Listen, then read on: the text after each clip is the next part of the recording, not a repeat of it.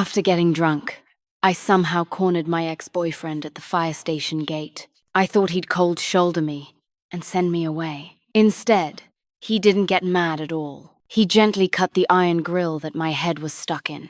Later, when my brother got his head jammed in a window frame and came for help a second time, he raised an eyebrow and teased, "Don't you have a door at your place?" But the flirtation from our reunion hadn't even warmed up when a stranger showed up at the gate and affectionately called him sister-in-law. In that moment, he pulled me into his arms, and to the woman he said casually, "This is my wife." I was stuck with my head out the window watching fireworks, and my head got jammed. My firefighter ex cut me free. "Hang on, I'll be gentle." An hour later, I returned with my brother. Same situation, head stuck in an iron grill. My ex, "Don't you have a door?" This year, our city lifted the ban on fireworks.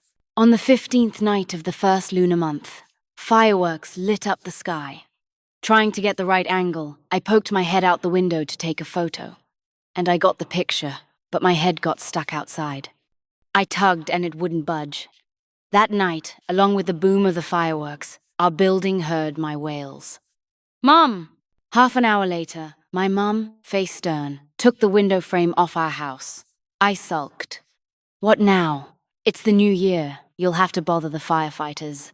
She gave me a glare and couldn't resist another jab. "Maybe you'll run into your ex." The thought of going to the fire station with an iron grill on my head made me chicken out. "You should let me." Under my mum's murderous look, I forced the last 3 words, "Go to hell back down," and changed it to, "You should let me try my luck." See? I know how to hedge. My mum took me to the fire station.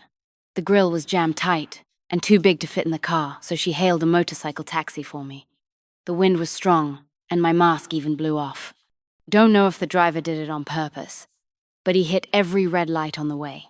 Thanks to him, during 4 red lights, a dozen strangers filmed me 8 times. I could already picture tomorrow's viral short. Lunar New Year, fireworks, beauty gets head stuck in grill, motorcycle driver escorts. I felt guilty pestering the firefighters during the holidays, but man, they were having a blast. Especially Jason. He squatted in front of me with his tools. The usually stoic guy was actually smiling.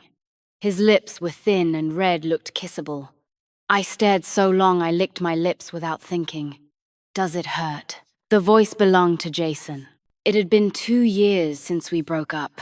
That was the first thing he said to me. I snapped back to reality and shook my head. "It doesn't hurt." Before the words left my mouth, a chorus of gasps rose around us. I'd forgotten the grill was on my neck. When I shook my head, the bars swung and smacked right into Jason's face. Jason had been the one to cut the grill off me. I stared at his face, flushed and red, too nervous to breathe. Back when we dated, I was the one who chased him. He was cold and rarely made the first move. I still remember our first kiss.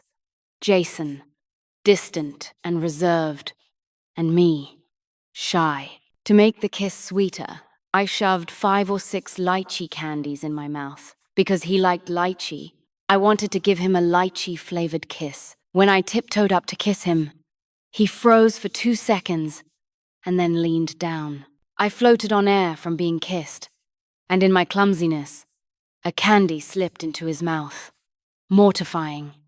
Jason was a neat freak and picky, but that time, he ate my candy. My thoughts snapped back. My neck had been caught too long and was a bit swollen and bloodshot. Cutting it out inevitably stung. I hissed without thinking. It was a tolerable pain, but Jason looked up at me and asked, "Does it hurt a lot?" "Hang on. I'll be gentle." He frowned and continued working. After a pause, he added softly, "If it really hurts, you can curse at me to distract yourself." Once he showed concern, my tears wouldn't stop. They streamed down and blossomed on the back of his hand. With the grill still around my neck, it was literally tears on an iron frame. The rescue went smoothly. I walked into the fire station under the grill and left with a flushed face and a swollen neck. Before I left, I wanted to thank Jason, but he beat me to it. "No need, go home early." "Okay." I left sulking. On the ride home, my mom sat in the taxi and posted the video of me with the grill on her social accounts. 2 minutes later, my phone buzzed. My brother. Sis, amazing! I'll be home soon. Shut up. When I got home, Tony was already on the couch. We'd both inherited our parents' looks, and not much else in the brains department. Our family IQ isn't great, you can tell from our names. They named me Isabel, and they named my brother Tony. My mom changed her clothes and went to play mahjong. Just as I was about to shower and sleep, my brother yanked me back. Be honest, did you jam your head in the window just to see Jason? He scoffed. Who in their right mind would do that? I said I did, but he didn't believe me, and wanted to bet my New Year money. So I shoved him into another window frame in the house. Half an hour later, my mum came cursing back from the mahjong parlor and dragged the two of us off to the fire station. By then, our window frames were missing 2 panes. In under 2 hours, I bumped into Jason again. He stared at Tony, head stuck in a grill, for a long time, then glanced away and looked at me. Isabel. He pursed his lips. If those window frames bother you so much, I can come by and take them down. No need to go through this. My face went beet red. Next to me, Tony, grill on his head and neck stiff, piped up for me. Sure thing, brother-in-law, when you coming over. The moment he said brother-in-law, my mind went blank. Memories from years ago flooded back. Back then, during his teenage years, Tony clung to Jason even more than I did. If he got beat up, he went to Jason. If he ran out of money, he went to Jason. If he couldn't woo a girl, he asked Jason for help. To Tony at the time, Jason was omnipotent. I still remember how Jason always agreed and smiled kindly. Say it more. I like hearing it. I snapped back to the present and hurried to explain, but Jason cut me off. Maybe some other time. The sentence I hadn't said hung in the air.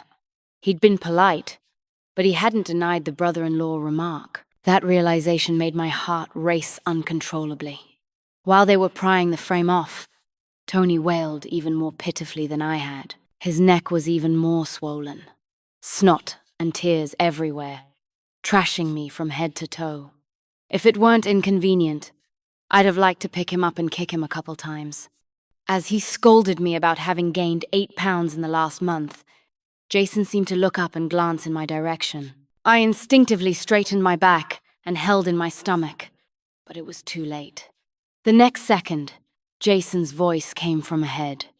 Your sister used to be too skinny. Tony paused for a beat, then nodded furiously. Yeah. Looks better with a little weight. He shot me a glance and waggled his brows. Once the grill was removed, Tony finally let out a sigh of relief. He clasped the firefighter's hands, bowing repeatedly. Sorry for the trouble during the holidays, guys. Then he stopped Jason. Happy New Year, brother-in-law. It was the second time today he'd called him that, and Jason finally said, just call me bro. Bro. Tony echoed instantly, dumb but obedient, then stared at Jason expectantly, clearly waiting for a red envelope. Jason stayed silent for 2 seconds. Thankfully, he'd already known Tony's IQ from 2 years ago, and pulled out his phone. A moment later, a message alert dinged from Tony's pocket. His face lit up. Thanks, brother-in-law. Money received. Title unchanged. I, however, stared at Tony in disbelief. When Jason and I broke up and deleted each other, Tony swore they'd unfriended each other too. So how the hell were they still chatting on WeChat? As we left the station, I spotted a girl standing by the gate. It was late winter, the wind still bitterly cold, but she was only wearing a thin wool coat, rubbing her arms for warmth. She looked freezing, yet wouldn't go inside like she was waiting for someone. Because she was strikingly pretty, I glanced twice. A delicate, graceful beauty, like a white lotus swaying in the wind. Just as I passed her, I heard someone behind me shout, Jason, your sister-in-law's here to pick you up again. Jason, sister-in-law? I froze mid-step and turned back. Jason stood inside the yard with a few teammates. At the gate, besides Tony and me, only that girl remained. So she was Jason's girlfriend? For a split second, Jason seemed to look at me. Our eyes met. He leaned toward his teammate and said something, but from this distance, I couldn't read his lips. Then Jason started walking toward the gate toward her, maybe. My chest tightened. Before I could think, Tony grabbed my arm. "Let's go." He shoved me into a cab on the roadside. "Don't worry, I'll handle it." I knew it. Tony was anything but reliable. He said he'd handle it on the way home, but as soon as we got back, he forgot. The whole night passed with no sign of movement. I thought about asking, but every time the words reached my lips, I swallowed them back. Forget it. We broke up ages ago. I had no right to interfere. Besides, that girl was gorgeous, Jason's type. They looked good together. I spent the whole night trying to hypnotize myself into believing that. After tossing and turning for hours, I finally fell asleep, only to dream of Jason getting married. In the dream, he held that same girl from earlier and told me, "Isabel, we're done." Normally, I should have cried and walked away heartbroken, but I didn't. Instead, I climbed up on stage and joined them, one hand holding Jason's, the other wrapped around hers. Wild. The dream cut off there. I woke up, lay there replaying it, and suddenly started crying. 2 years after the breakup, this was the first time I'd shed tears for Jason. Memories, I thought, long buried, surfaced in perfect clarity. Every frame, every moment, crystal clear, like it all happened yesterday. I've always known I'm not the sharpest tool in the shed, but I didn't expect my emotional delay to be this times long. The heartbreak I should have felt 2 years ago hit me now. The day I ran into Jason again. 2 days later, Tony still hadn't asked about Jason's relationship status. Instead, he went out for a midnight snack. At 10 p.m., I got a call from him. The background was noisy. "Sis, emergency. I treated my friends to dinner, and I'm short on cash." "How much?" "I'll transfer it." "No, my phone's dying. Come pay the bill, okay? Crawfish Place on Yanqing Road. Hurry." Then he hung up. And so, the midnight streets saw a pretty woman wrapped in a huge down coat, riding an e-scooter, and cursing non-stop. 10 minutes later, I parked in front of the restaurant and went in to find Tony. But the moment I stepped inside, I saw Jason. He was sitting by the window with a few teammates, and Tony was right there at the same table. Jason happened to look up. Our eyes met in midair. My heart dropped. Damn it, Tony! He never mentioned Jason was coming. In the reflection of the glass, I saw myself, my mum's dark brown winter coat, the fluffy house slippers I wore to take out the trash, and my bangs blown into a perfect middle part. Snapping out of it, I turned to leave. But that voice stopped me. "You're already here, stay for a drink?" Jason. His words always had a way of disarming me. Just that light, floating question made me freeze mid-step. Sure, I forced a smile uglier than crying. "A drink, then." Damn Tony. He knew I couldn't hold my liquor, yet kept pouring me glass after glass. Cup after cup, who knows how many later my head was spinning. In a drunken daze, I stared at Jason's side profile and slurred, "You got yourself a new girlfriend?" The moment the words left my mouth, I realized what I'd said. My face burned hot. Wasn't that way too blunt? He'd think I was still hung up on him. I cleared my throat and scrambled for an excuse. "Tony told me to ask. He said if you're single, he'll introduce someone." It sounded clumsy, but Jason actually believed it. He took a sip of wine and turned to Tony. "Then I'll trouble you." It took my slow, alcohol-numbed brain a few seconds to process it. He didn't have a girlfriend. Before I could even feel happy about it, Tony blurted, "Sure. What about my sister?" "Brother-in-law. Ever since you two broke up, she hasn't slept properly for 2 years. Look, her hormones are messed up. She gained over 10 pounds. My hand tightened around my glass. I barely restrained the urge to smash it over his head. Jason didn't respond, just turned his gaze toward me. Out of the corner of my eye, I thought I saw the faintest hint of a smile on his lips. Then Tony and his buddy started taking turns to toast me.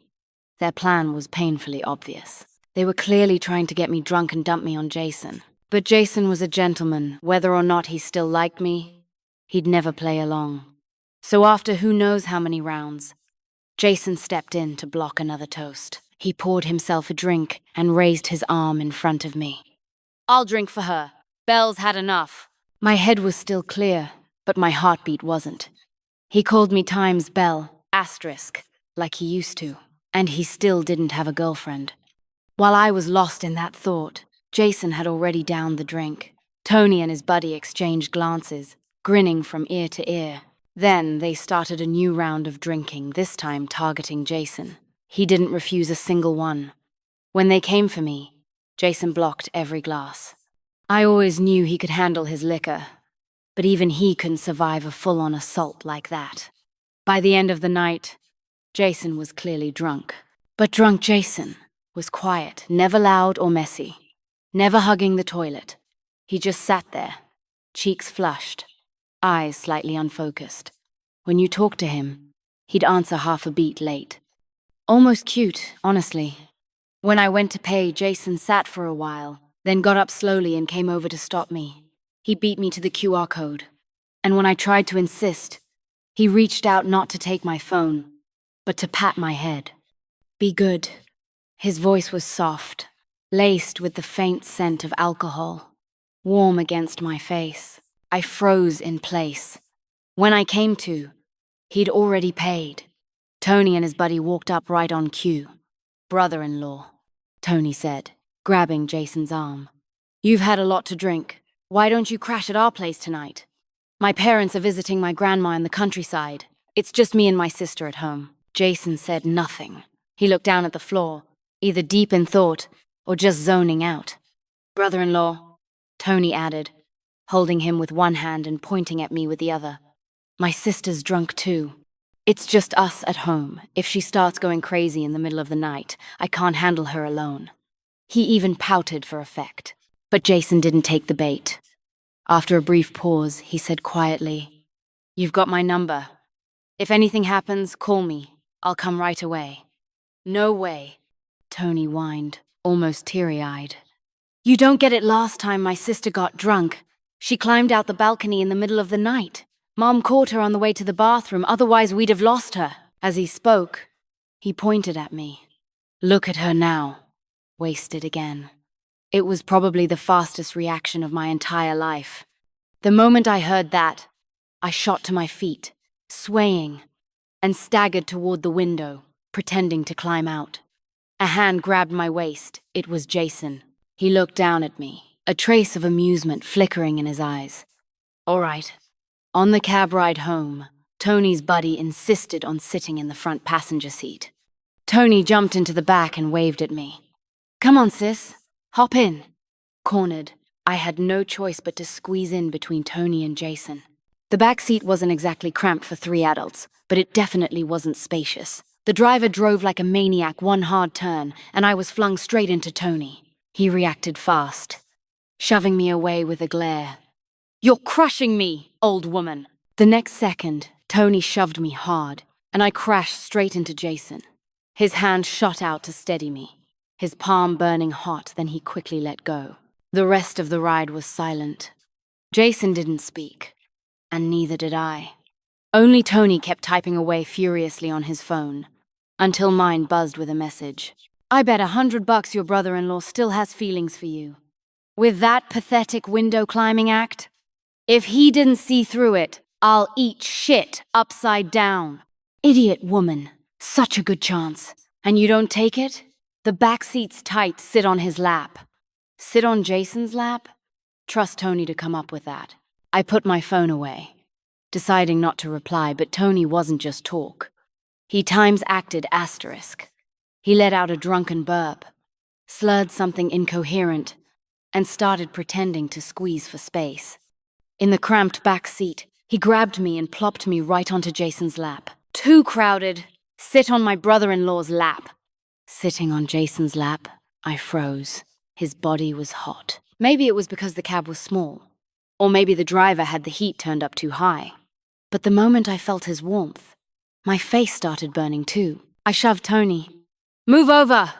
The idiot had taken my seat, so I could only stay there, perched awkwardly on Jason's lap. Sitting felt wrong. He was my ex.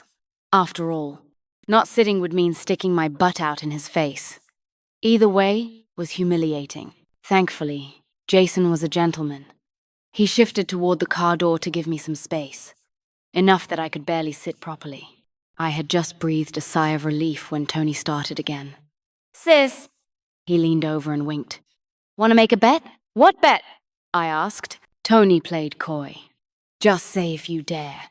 "I dare." "What's the bet?" With Jason beside me, how could I possibly say no? Tony arched an eyebrow. Smug. "All right then. Kiss my brother-in-law." My face went scarlet. I lifted a foot, ready to kick him. "No bet." "What? You scared?" Tony clicked his tongue, secretly pinching me. I got his point. He was giving me an out. If I pretended to go along with his stupid dare, I could go for it without losing face. After all, Jason didn't have a girlfriend, and we were both single. Besides, we'd already kissed each other to death before. What was there to be afraid of? With that thought, I clenched my teeth and launched into my terrible acting. "Who says I'm scared?" I raised my voice deliberately so Tony could hear. "Watch closely, loser sends 500. Then I turned quickly to Jason and murmured, "Borrowing your lips for a sec." I braced myself, shut my eyes, and leaned in. Jason didn't move. But before our lips could meet, the driver's voice cut through the air. "Miss, if you throw up in my car, the cleaning fee's 500. The atmosphere instantly died. I opened my eyes. Jason's face was only a few inches away. At that distance, I could feel the warmth of his breath. We stared at each other for 2 seconds before I awkwardly pulled back. "Forget it." I dropped my gaze, embarrassed. "I'll transfer you 500 later." Tony rolled his eyes, sighing like I was hopeless. Thankfully, the awkwardness didn't last long before we arrived home. Staying in character, I kept pretending to be drunk while Tony helped me upstairs. Halfway to my room, he claimed he needed the bathroom and handed me off to Jason. Jason supported me carefully, his hand under my arm clenched into a fist, every bit the gentleman. But as soon as we entered the room, there was a loud bang times behind us, followed by the click of a turning key. The door was locked. Tony's voice came from outside. "Brother-in-law, my sister's a mess when she's drunk. To make sure I can sleep, just keep her locked in. Okay? Thanks for the help." Then, cheerfully, "There's a bathroom and a mini fridge full of snacks in her room. She's got everything she needs." I must have lost my mind to ever call him my wingman. Was he trying to put up a billboard screaming that I still liked Jason? After banging on the door to no avail, I turned around. Jason stood 2 steps away, eyebrows slightly raised, looking a little helpless. I asked, softly, "Can you pick a lock?" Jason chuckled. "I'm a firefighter, not a locksmith. I can break the door down, but I can't unlock it." "Break the door down, huh?" I pictured my mum's furious face if that happened and dropped the idea instantly. Pulling out my phone, I texted Tony. "You little punk. You trying to get rich? Open the damn door." "Nope," he replied in a second. "Idiot woman. Can't you see the opportunity? The night is young, just the two of you. Full of passion and temptation. Do I really need to spell it out?" "Relax. I checked Jason's single. He hasn't dated anyone since you broke up." I bit my lip and typed, "I'm shy." "Shy my ass." His typing speed had somehow improved. Messages came lightning fast. "There's nothing he hasn't seen before. Quit stalling and win my brother-in-law back. Ever since you broke up, I haven't won a single game of Times King of Glory *. I'm going to bed. Mom and Dad's room is soundproof, so I won't hear a thing. Do whatever you want." I texted again, but he never replied. I tried calling, but his phone was off. Sighing, I put it away and turned to Jason. "Guess Tony fell asleep." "Yeah." Jason's quiet response gave away nothing. After hesitating, I tried to ease the tension. "Why don't you climb out the window?" Jason glanced at it and smirked. "You live on the 24th floor, Isabel. If you want to kill me, just say so." I forced a laugh. "Of course not." With no other way out, I rummaged through the closet, For spare bedding, he could sleep on the floor, I'd take the bed. We both lay down fully clothed, but I was too tense to sleep. The room was dark and quiet, and I could hear his breathing from below the bed, soft, steady, somehow suggestive. My mind started wandering to that horror movie I'd just watched a few days ago. I think it was called Times Someone Under the Bed, asterisk. Then, unbidden, came the image of that twisted ghost face lurking under the mattress. I immediately curled up and pulled the blanket tight, tucking every corner beneath me. It was stuffy, but at least I felt safe. Between the heat and the alcohol, I actually fell asleep like that. When I woke up, I was drenched in sweat. My bladder was full from all the drinks, and still groggy. I got up to use the bathroom completely, forgetting there was someone else in the room. As soon as I stepped down, my foot hit something. A muffled grunt. Then a hand shot out from under the bed and grabbed my ankle. "Isabel," came Jason's strained voice. "We broke up. But did you have to make sure I can't have kids?" My face flamed as I yanked my leg back. "Are you okay?" Flustered, I instinctively reached to help him. My hand froze midair, then quickly retracted. My foggy, alcohol-soaked brain finally caught up. Probably not the best idea to touch him. Thankfully, there was a switch by the bed. I turned on the light. Jason was crouched, one hand clutching himself in obvious pain. Embarrassed, he yanked the blanket up to cover himself. "I'm fine." Once he'd calmed down a bit, he looked up. "You needed the bathroom?"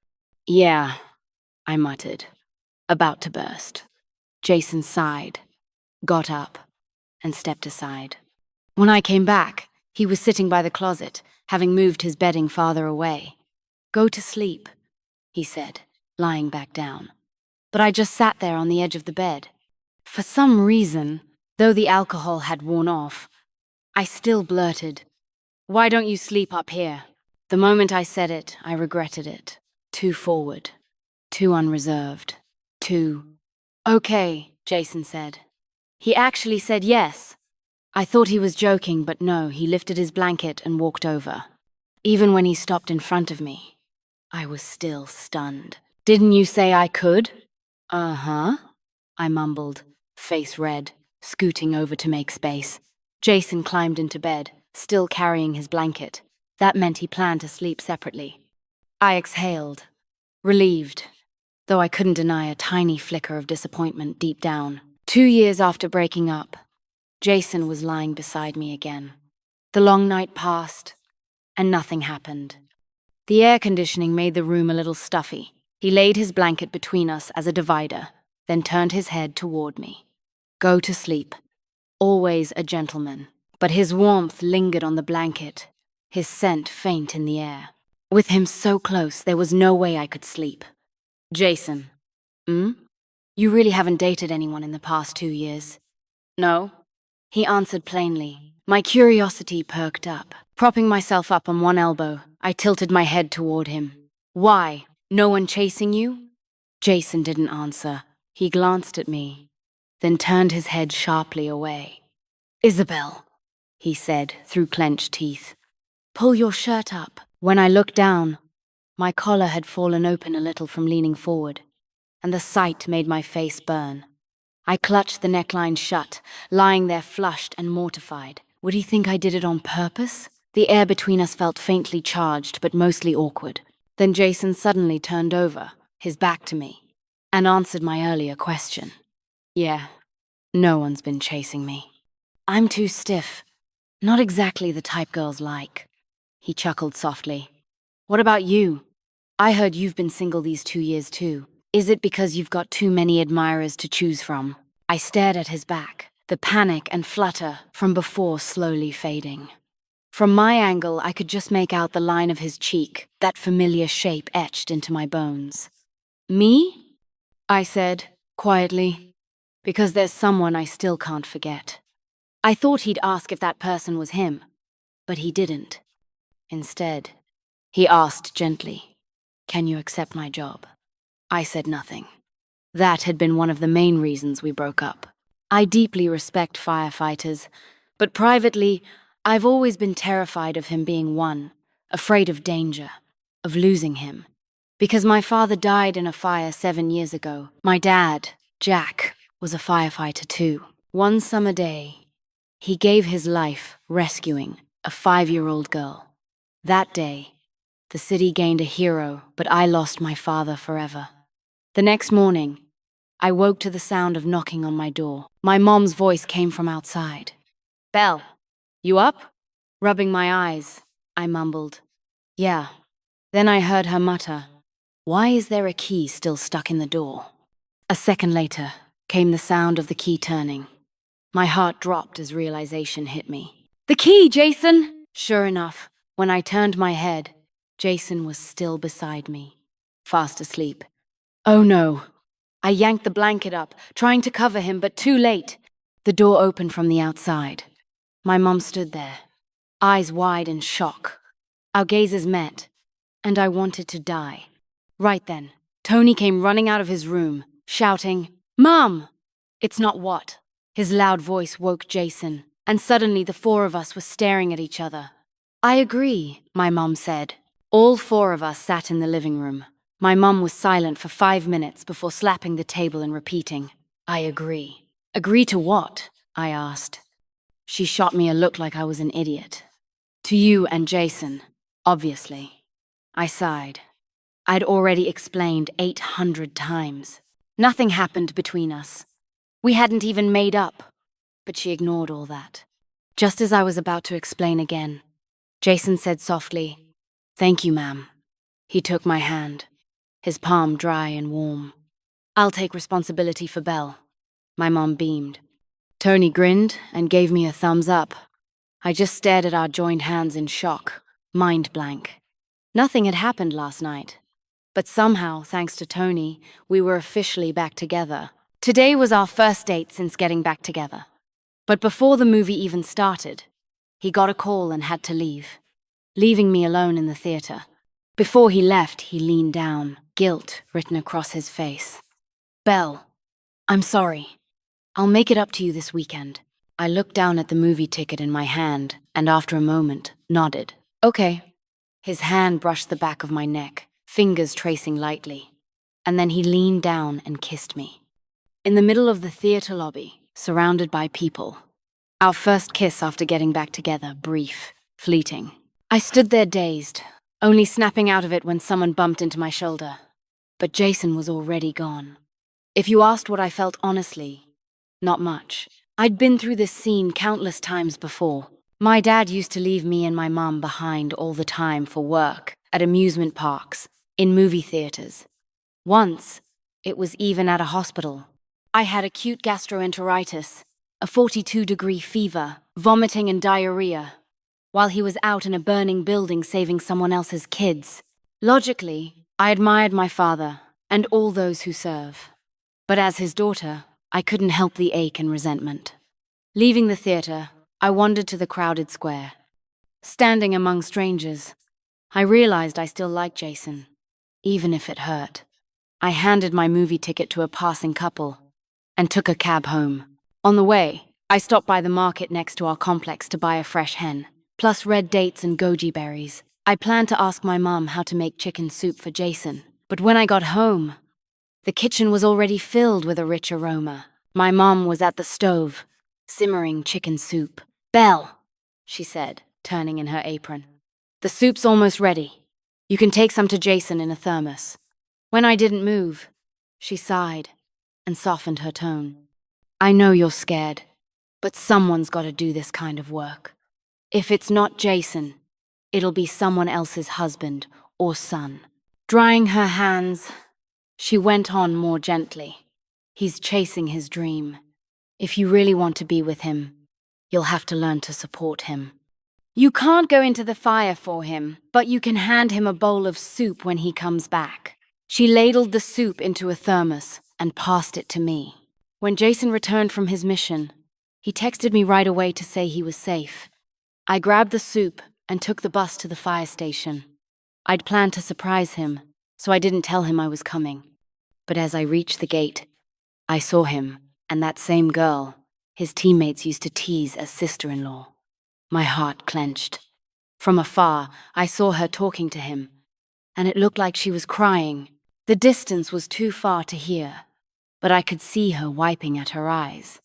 Jason stood 2 steps away, speaking quietly. I couldn't hear the words, but his face was open and honest as always.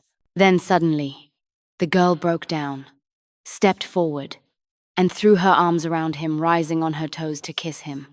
Thankfully, Jason's hand came up between them, blocking her face. After a brief pause, he pushed her away, hard enough to show he was angry. Already tear-streaked, she stumbled to the ground and began sobbing. I couldn't stand it anymore and walked over quickly. Just as I got close, I heard Jason say, "I have a girlfriend." His voice was low, steady, certain. Then he stepped forward and pulled the girl up, his back to me. Watching closely, I saw he grabbed her sleeve, never touching her skin. "She prettier than me?" I asked quietly. "Yes." I glanced at her delicate profile, my confidence wavering. "Better body?" "Yes." I looked down at my rounder figure, those extra pounds from the past 2 years, and hesitated. "She." The girl's next words were cut off, as Jason rubbed his brow, clearly out of patience. "She's fine. In every way. There are plenty of single guys in our unit. If you're interested, I can introduce you. But I don't want anyone else." "All right."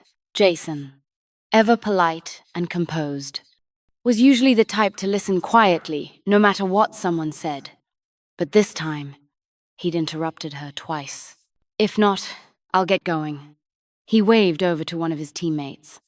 "Carlos, which theater has couple seats?" I'd once told him I wanted to sit in couple seats with him, and he'd remembered. Carlos, arms crossed, looked amused, then tipped his chin toward me. "Why don't you ask your sister-in-law?" Jason froze and turned around, meeting my eyes. Not just Jason, but the girl too. She wiped her tears and walked off.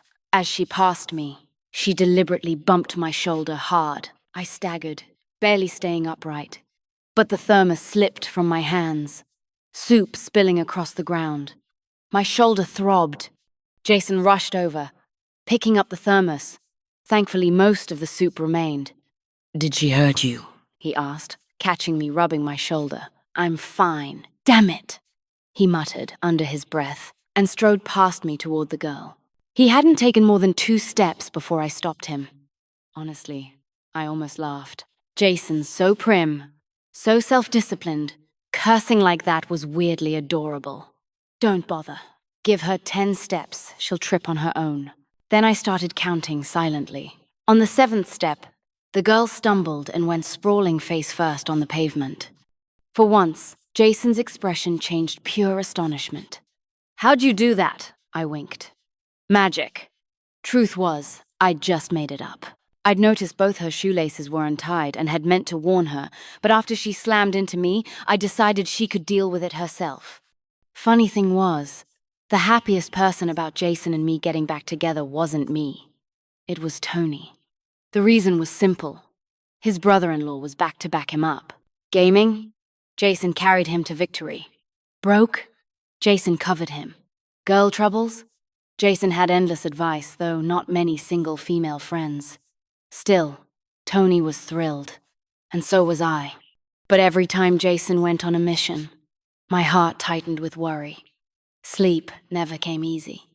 I'd become just like my mum back then. At 8 that night, Tony and I helped her make dumplings, pork and corn filling, Jason's favorite. We sat around the table, wrapping dumplings and watching TV, while Tony sneaked glances at his phone every chance he got. "Sis!" he suddenly shouted. "Golden Bay's on fire! They say half the building's burning down!" My hand trembled, crushing the dumpling flat. The sticky filling smeared all over my palm. Ever since getting back together with Jason, the 2 words I feared most were "on fire." Without even wiping my hands, I rushed over and grabbed Tony's phone. He was in a local chat group. Someone had posted a live video from the scene. The flames were massive. Even watching through a screen made my heart race. Jason was on duty today. I wanted to call him, but after searching everywhere, I couldn't find my phone. Then my mum came over and patted my shoulder. "Don't panic. You chose Jason, you have to trust him." She handed me my phone. It had been on the table right in front of me the whole time. I dialed Jason's number again and again, but no one answered. I couldn't sit still any longer. Grabbing my coat, I bolted for the door. Tony followed close behind. We hailed a cab to the scene. Taxi drivers usually know the news first. Ours looked at us in the mirror and asked softly, "You two heading there 'cause you got family inside?" "Heard the fire's bad today," the driver went on. "And the wind's rough. A few firefighters got trapped inside already. Poor souls." I didn't answer, but my body started to shake. Realizing his mistake, the driver quickly tried to comfort me. "Hey, that complex is huge. Doesn't mean it's your folks' place. My fiancé's in there," I rasped, voice breaking. "He's a firefighter."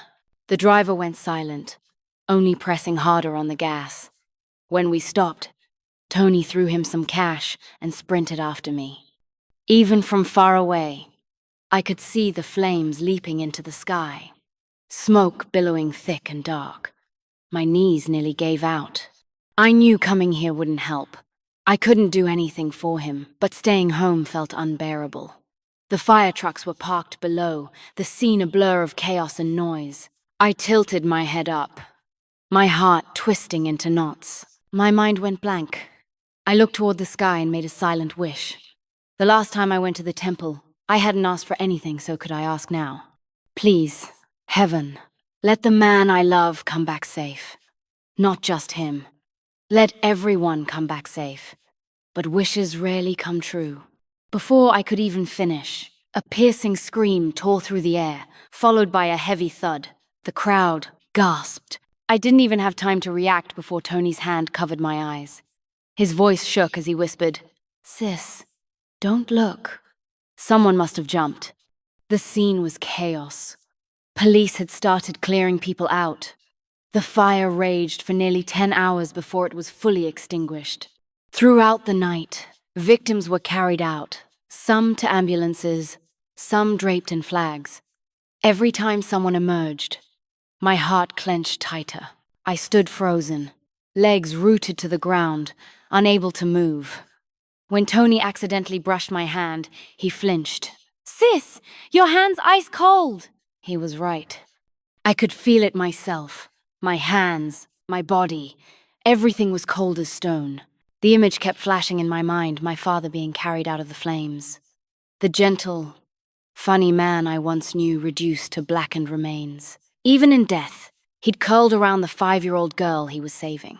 But the girl hadn't made it either. I tried to grab Tony's hand, to ask if he thought Jason would be okay, but my body was shaking too hard. I couldn't even clutch his sleeve. I was terrified that the next person they carried out would be Jason. That same fear, mixed with the grief I'd felt when my father died, nearly knocked me off my feet. I didn't know how long I stood there before someone else was brought down. I shoved through the crowd, breaking the police line to see his face, not Jason. But I recognized him. Carlos. I stumbled back, letting the rescuers pass. He looked badly hurt. My hands trembled even harder, remembering how I'd joked with him just days ago. Fire spares no one. In disaster, people are so small. Yet I heard someone say that before Carlos passed out, he'd saved a little boy. The boy was barely scratched because Carlos had given him his protective gear. Along with it, he'd given the child a chance to live. I was pushed back behind the barricade, and the tears came uncontrollably. I didn't even know who I was crying for: my dad, Carlos, Jason, or all the heroes risking their lives inside. Against fire and flood, humans are fragile. Yet in the face of duty, even flames can be tamed, and hope never dies. I waited for hours as the fire dwindled and was finally extinguished, but Jason still hadn't come out. Even Tony panicked now. He stared at the blackened skeleton of the building, his voice breaking. "Sis, why isn't he out yet?" So many firefighters had emerged already, but not him. I shook my head, biting my lip. Wait. If he hadn't been carried out, it meant he was still working. Jason always had his reasons. I trusted him. Only now did I truly understand what my mum meant, that even if it's not him, it'll always be someone's husband or son. Some burdens must be carried by someone. Jason made his choice. Mine was to believe in him and wait. Just when my strength began to fail, he appeared, limping toward me, step by step. His left leg was injured. He was alive. Relief washed through me. But I couldn't smile or say, "Thank goodness."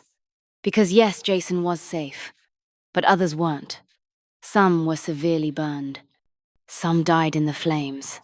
Some jumped from windows, crashing to their deaths below. One 8-year-old boy made it out unharmed, but Carlos, who'd given him his gear, died on the way to the hospital. When Jason heard, he dropped to his knees and cried. My heart ached. I stepped forward to comfort him, but instead, he pulled me into his arms. His tears fell onto my neck, hot and raw. He choked out, "Do you know what today is?" I shook my head. "It's his mother's birthday. He told me she set him up on a date 6 months ago, and they were getting serious. They were making dumplings today, waiting for him to come home. He said he'd propose tonight if she said yes. He'd be starting a new life." But his voice broke completely. But Carlos's mother would never see her son celebrate her birthday again, and the girl he loved would never receive the ring he'd planned to give her. After Carlos's death, I often went with Jason to visit his mother. The old woman cried so much she nearly went blind. Luckily, Carlos's fiancé often kept her company, and Jason and his teammates visited often too, helping her heal little by little. This time, only Jason and I went. When we arrived, she was sitting in the courtyard, soaking up the sun, but she mistook Jason for Carlos. Jason's brows furrowed, his throat tightening, but he went along with it, calling softly, "Mum." Her face lit up with joy. She made us handmade noodles, but didn't eat herself. Just watched Jason eat with a gentle smile. The noodles were delicious, but neither of us could swallow. Jason's eyes stayed red the entire time, the chopsticks in his hands trembling slightly. After the meal, she poured us each a cup of warm water and scolded. "Carlos, your stomach's weak. Stop drinking cold water. You hear me?" "I hear you," Jason said hoarsely. She clasped our hands together. "So when are you marrying our Anna? She's a good girl. If you don't marry her, don't call me Mum again." Jason squeezed my hand, voice thick. "I'll marry her." Only then did she smile. When we left, she walked us to the gate, holding Jason's hand. "Son, don't do this job anymore, okay? It scares me." Jason's eyes were bloodshot. After a long silence, he finally answered for Carlos. He clasped her hands in return and said softly, "Mum, this is my dream. Faithful to the end, unregretful even in death." She gazed at him for a long time, then pulled him into a hug. "All right, I understand. You'll always be my pride." I watched quietly, saying nothing, but in my heart I whispered, "Dad, Jason, you'll always be my pride too." A year after we got back together, Jason and I got married. I planned the whole wedding myself, down to every last detail. On our wedding day, Jason didn't wear a suit. He wore his blue firefighter uniform. My most handsome man in blue. I didn't cry at the officiant's sentimental words, but Jason's eyes stayed red the entire time. We'd rehearsed every step of the ceremony, but he still treated each one with solemn care. Kneeling on one knee, he slipped the ring onto my finger.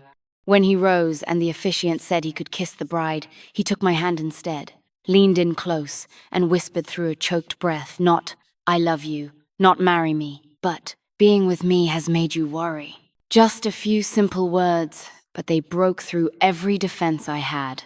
I wanted to tell him it was okay, but before I could, he cupped my face and kissed me tenderly, reverently. On stage, beneath the lights, surrounded by blessings,